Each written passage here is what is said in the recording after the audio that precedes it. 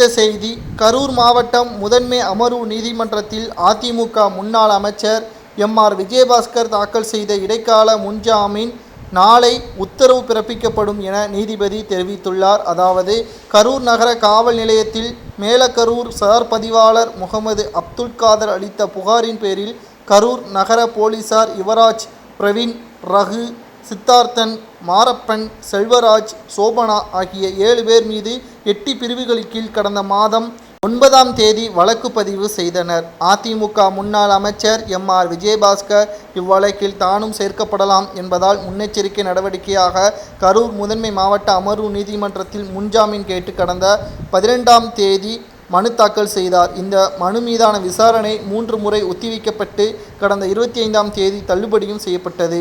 இதற்கிடையே கடந்த 3 வாரங்களுக்கு மேலாக விஜயபாஸ்கரன் தலைமறைவாக இருந்து வருவதாக செய்திகளும் வெளியாகியிருக்கிறது.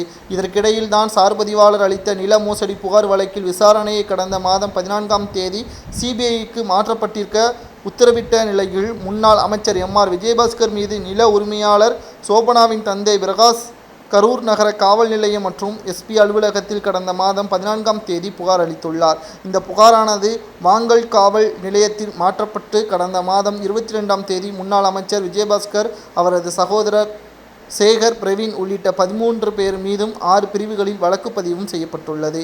முன்னாள் அமைச்சர் எம்.ஆர். விஜயபாஸ்கர் தனது தந்தைக்கு உடல்நலை குறைவு ஏற்பட்டுள்ளதால் சிகிச்சையின் பொழுது அவருடன் இருக்க வேண்டும் என கூறி கரூர் மாவட்ட முதன்மை அமர்வு நீதிமன்றத்தில் இடைக்கால முன்ஜாமீன் கேட்டு நேற்று மனு தாக்கல் ஒன்றை செய்திருந்தார். அந்த மனு விசாரணையை அமர்வு நீதிபதி சண்முகசுந்தரம் ஜூலை 3ஆம் தேதிக்கு ஒத்திவைத்திருப்பதாக செய்திகளும் தற்பொழுது வெளியாகியிருக்கிறது. மேலும் இந்த வழக்கு நாளை பிறப்பிக்கப்படக்கூடிய நிலையில் முன்னாள் அமைச்சர் மிக பெரிய அளவில் சோதனையாக இந்த வழக்கு அவருக்கு அமையும் என்றும் கூறப்படுகிறது.